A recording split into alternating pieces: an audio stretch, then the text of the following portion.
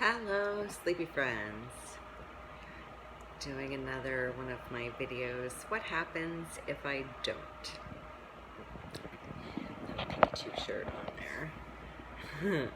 It's my fave. So I started a series of videos. If this is the first one you're seeing, there are others on the Positively Narcolepsy videos tab on the Facebook page, and on YouTube on my channel, Going Beyond Coping. No spaces. My blog is at goingbeyondcoping.com, and that's where I talk about the fact that I'm going beyond coping into thriving and loving my life despite having 9 very difficult disorders plus. So this edition is what happens if I don't push myself to breaking. This video came about around a conversation. Someone was telling me that they felt they were disappointing their parent. And like my surviving parent, my mom is a rhino. Toughest woman I think I've ever known. She's a pusher. She's 74, I think, and still snow blows her own driveway and all that other homeowner stuff. So you have to look at people in the space of they're doing the best they can, and they may be falling short in your opinion, and you may be falling short in their opinion, but the only thing you can control is what you think about your story, right? What are you telling yourself today? Your brain can be your best friend or your biggest enemy, and the one who decides that is you. And the sooner you come to that realization, what happens if I don't let others control my thoughts, the happier you're gonna be able to make your space where you have to live for the rest of your life. So clean it up, declutter your space, and fill it up with good stuff. So my story with the what happens if I don't push myself to death. This was, I'd always been a doer, do. If it had to be done, give it to Dawn. Dawn will do it. She's the doer. I volunteered for untold things. I committed myself, overcommitted myself, recommitted myself, should have had myself committed way too many times. Girl Scout leader, 11 girl sleepovers, like you name it. My life was full of the stuff, volunteerism, etc. After a car accident, all the progress I'd made in managing my autoimmune diseases was lost, and everything got worse, and I got a new one. So things were really tough for me for a while. About the same time I decided to blow up my life and end my 15-year marriage, and then I tried to go back on meds, got really sick, like didn't shower for 18 days in a row. I was so sick. Ended up with Sjogren's syndrome and just had to start over again, you know. Like, I already knew, I mean, I've had narcolepsy for 38 years, so I already knew what to do about my narcolepsy, like to the point where it almost kind of didn't feel like I even had narcolepsy, because I only needed 1 nap a day, and my hallucinations weren't that scary. I still had them, but they weren't that scary. The cataplexy was even pretty much under control. But all those gains were lost. All the pain gains that I had made to where my fibro had gone latent were all lost, and I had to rebirth myself. So I would do things that would make me feel a little bit better, and then once I felt better, I'd suffer from what I call the Vicodin Effect. So Vicodin opioids with narcoleptics, it tends to make them more awake.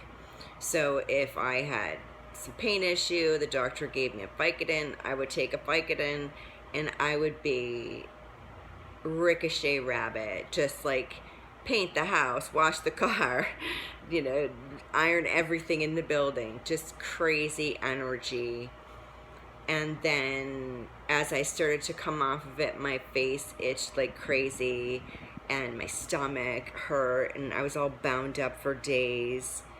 And the pain, when you experience a relief from pain and tiredness and then it comes back again, it's way heavier than it was before you let it go the first time. It just is.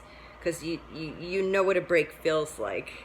Like, you'll go a long time to figure out what that feels like, and then you get it, and then it's taken from you, and that's something that you have to really manage in your head. Like, okay, I know I thought it was gone, but it wasn't, so we gotta pick up the bag of potatoes all over again. So, in this conversation with this friend, the parent expressed that they could do better. The person who has the illness could do better. And coming from someone who's a rhino like my mom, it wasn't my mom that said it, but like my mom is like such a do or die, that can be perceived as you're not trying hard enough. But you have to remember about quality of life, okay? Just because you can paint the house, do the car, do the laundry, do this, but then you're gonna die for 3 days afterwards as you recover, what's the trade-off? Like, wouldn't it be better to do the 3 things spread out over a few weeks if you have to, so that you don't die for a few days, so that you don't die for even a few hours if you can avoid doing it? And when you learn to put yourself first like that, to say, oh, I would really love to go to lunch with you, but I have meal prep that morning and I can't change it, so can we do the next day? When you put those boundaries in place to say, I'd really love to come to your party, but it's late on a Thursday night and I have a hard time driving late at night and I have to work in the morning, so I'm just not going to be at my best. Can we maybe do lunch next week or next month? I have a friend, she's like my chosen sister, and we get together every now and again, and we've had to postpone either her end or my end for the last 2 months, but our friendship is strong enough that we just accept that that's the way that things go. We have enough boundaries with ourselves, enough self-care for ourselves to know if the person's changing the time, it's because they didn't have a choice, because they wouldn't do that. So sometimes you have to decide what to let go of.